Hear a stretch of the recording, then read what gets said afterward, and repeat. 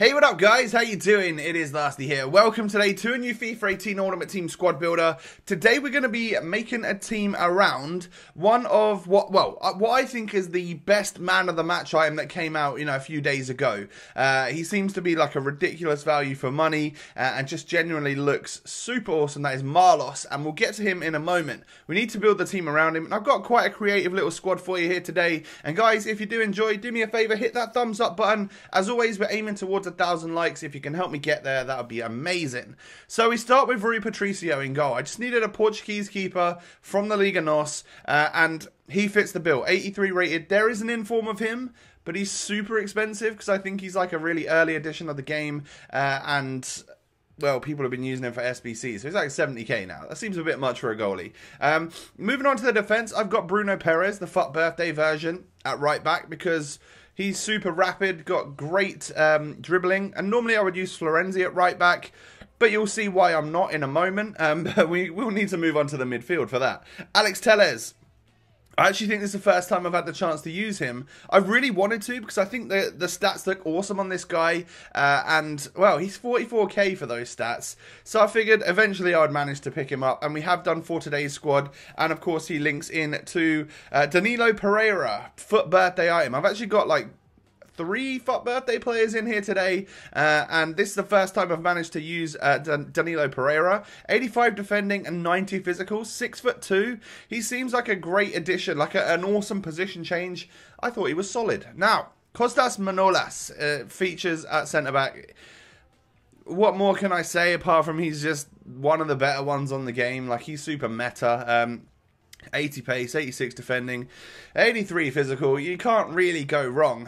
So now we move on to the midfield. I've actually got so there's 4 players that all play for Roma, getting the chemistry. I didn't really realise that I'd built it that way until halfway through using the squad. But I figured I would keep it the same because actually the team itself gelled really well and was a nice team to use. So we've got Anderson Talisca. This is the 84 rated version. He does actually have a better one, but it seems like quite a jump in price.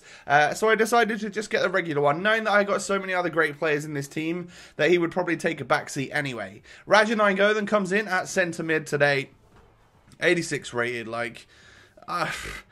He's yet another one of those players which is just going to be great all year long, always works, and there are better versions of him available if you have the coins and, well, if you fancy getting a higher rated version. Alessandro Florenzi, this is why I'm not using him at right back today, because I'm using a FUT birthday centre mid card. All 80 club, of course, including 89 pace. Like, he's a super rapid, hard-working midfielder, and he always does a good job, and he holds a high price because of the stats and stuff that he has. So now we move on to the final 3, that front 3 in this 4-3-3. I've said 3 about 3 million times, so I'm going to say it one more time. 3. Ryan Babel comes into the squad today, 84 rated. This is, I believe, a second in form. 90 pace, 88 dribbling, 85 shooting, and good physical as well. 6'1", medium low work rates, 4-star, 4-star. That just seems like ridiculous stats for 20k. I might have been wrong by saying Volland is this week's Team of the Week's gem, because he could be. Babel could be the Team of the Week gem this week. He seems like a bit of a monster.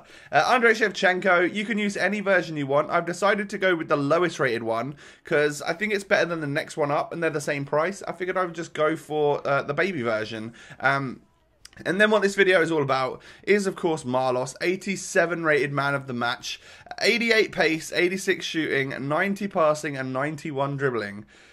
Damn. Yeah, I wouldn't have expected stats like that on Marlos from the start of the year. He's obviously had a few special items now. And 5-star skills on the Ukrainian, of course, used to be Brazilian, but has managed to switch his nation, I guess. I guess he was sort of like open and available to do so, so eventually he chose Ukraine. Now, of course, he plays for Shakhtar, so it kind of makes sense, right? So that's one way to link him up, is to use Shevchenko. One of the issues with a player like Marlos, and actually a few of you that were tweeting me as soon as I tweeted about Marlos looking like he's an amazing card, a few of you tweeted me saying, yeah, shame that you can only link him to Shevchenko. And I know I have linked him to Shevchenko today just because it seemed like a good option. It enabled me to use different leagues and nations throughout the rest of the squad. But if you really wanted to, there's so many options. Obviously, you could go down just any icon. Use a formation where you only need to link him twice, like in a 4-3-3. He only needs to get the links from the right centre mid and from the striker. And you could use any icons that you want. You know, let's say you're a little bit like me. You might have a Hullet in your club. You might have like a Cliver or an R9 if you're lucky. If so, yeah, you could just stick him right wing, put Hullet right centre mid, put Ronaldo or Cliver or someone like that, a striker, and it would work out just fine. You don't need the strong links, you just need the icon links. Or, of course, I think there's like a E man of the match or C man of the match, whatever it's classed as. Fred, 83 rated Brazilian, who actually plays for the same club. So once again, I could have played Fred at centre mid and then not had any link to Marlos at striker, because of course he only needs one green link in like a 4-3-3 and he'll be alright. And Fred being Brazilian and actually with some pretty decent stats, you can build like a real decent meta squad around that just by using those two players. So there's so many options, there actually really is, and you'll have fun if you use a team like the one I've built today. The idea behind it was that I would switch it formation in game.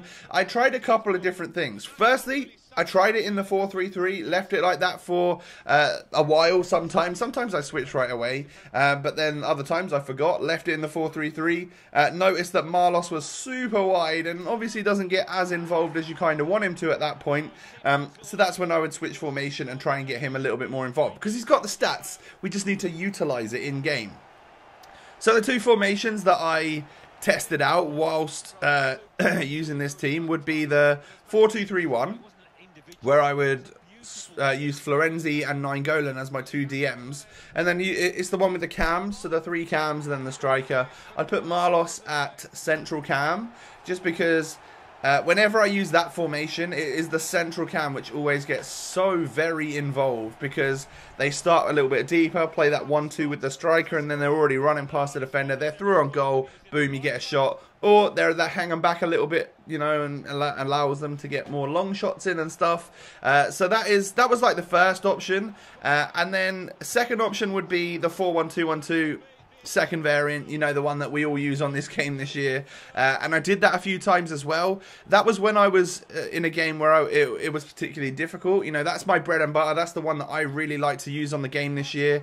And in that formation, I switched between having Marlos at cam, because I think he's a great option at cam, having the 90 passing and stuff that he's got as well. And then also left striker, being a 3-star weak foot player. Obviously, that's gonna grate a little bit sometimes, just because, well, you can't hit if you're playing him on the right where he actually starts. It's a bit annoying to be able to hit those shots across the goalkeeper when the strong foot is not the one where you're taking that low-driven shot across, unless you cut inside. So switching him to like a left striker in a 4-1-2-1-2 really helps that situation. It means that you can score the very typical goal that you would sort of expect from a player like this, which is 1-2 it, get past everyone, running through on goal, on the left-hand side, drilling it across the keeper on his right-hand side, on the right-hand side, sorry. Or, I mean, like the shot I've just done there, just welly it near post. Sometimes that works as well. Of course, it's all about angles and stuff, and I'm sure you guys will work it out once you get used to him. I actually missed a fair few shots, like where I totally just misjudged the angle and I would just drag it wide of the post. That actually happened like at least once every single game, and that's typically like the first shot I take of the game, and then I'm like, oh yeah, I've gone a little bit too far again. His shot is actually really accurate, so you got to be very accurate with your analog stick, otherwise you will just slot it wide of the post if you just aim it in that general direction. You know, someone like Marlos has actually now got pretty good shooting, and with the I think we've put a Hunter Chem style on today, obviously that's going to help as well.